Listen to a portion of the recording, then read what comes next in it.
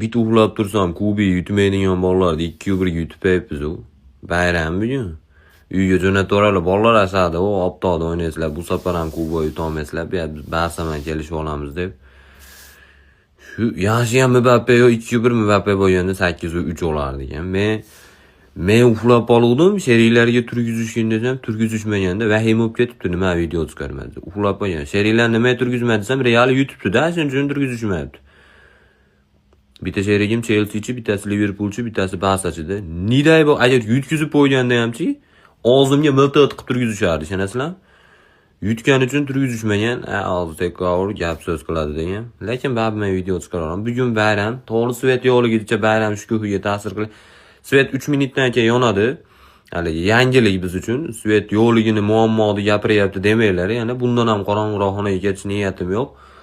Hozir yonadi, bayram bo'ladi bugun.